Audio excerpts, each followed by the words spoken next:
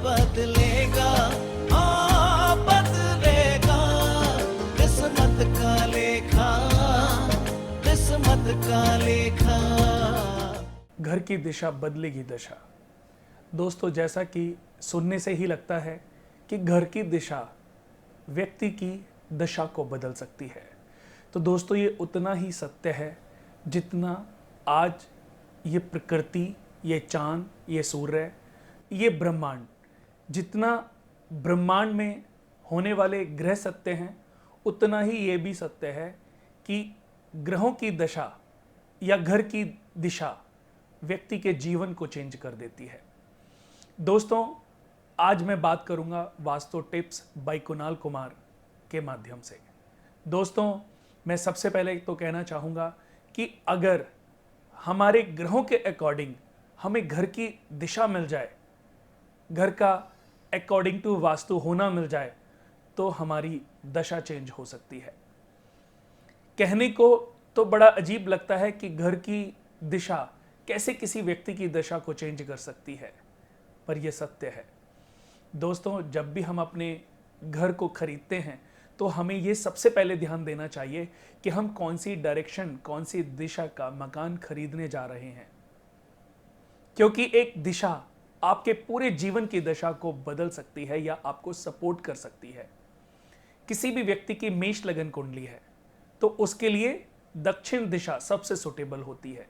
किसी व्यक्ति की वृषभ लगन कुंडली है, उसके लिए साउथ ईस्ट, नॉर्थ या वेस्ट सबसे अच्छी दिशा होती है। किसी की मिथुन लगन कुंडली है तो उसके लिए नॉर्थ, ईस्ट और वेस्ट सबसे अच्छी दिशा होती है। कर्क लगन के लिए साउथ सबसे अच्छी मानी जाती है, उसके बाद ईस्ट सबसे अच्छी मानी जाती है या नॉर्थ वेस्ट सबसे अच्छी मानी जाती है। सिंह लगन के लिए साउथ सबसे अच्छी होती है, उसके बाद नॉर्थ भी अच्छी मानी जाती है।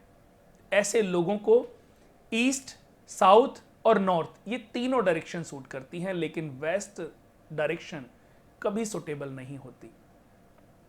कन्या लगन के लिए उत्तर सबसे अच्छी होती है और उसके बाद पश्चिम को अच्छा माना गया है।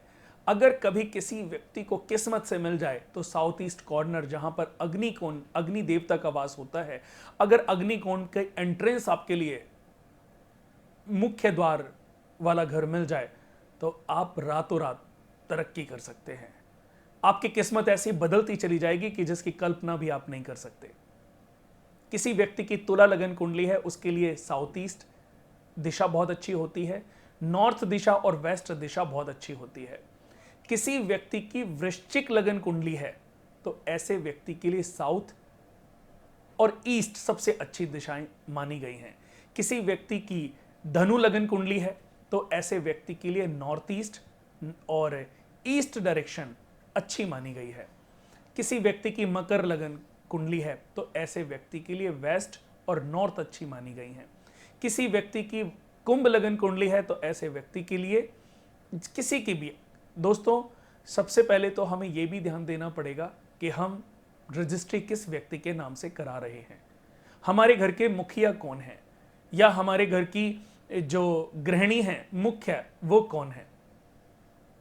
कुंभ लगन के लिए वेस्ट सबसे अच्छी है, साउथ अच्छी है और नॉर्थ भी अच्छी मानी गई है। ऐसे लोगों के लिए ईस्ट फेस अच्छा नहीं होता। मकर लगन के लिए ईस्ट फेस अच्छा नहीं होता। मीन लगन के लिए नॉर्थ भी अच्छी है, ईस्ट भी अच्छी है। इन दोनों डायरेक्शन में ही व्यक्ति को घर बनाना चाहिए।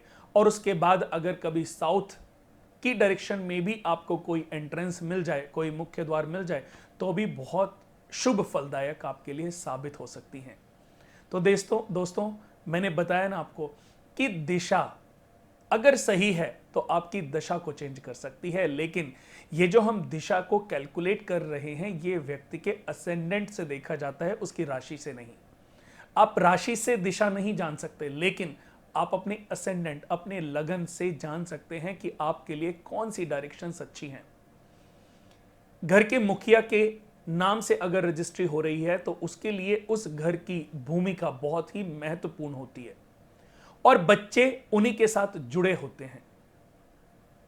अगर किसी व्यक्ति का अकॉर्डिंग टू वास्तु या उसके घर के, उसके अनुरूप उसकी दिशा अच्छी नहीं है तो आपको विचलित होने की जरूरत नहीं है। जरूरत है तो सिर्फ सही ज्ञान की।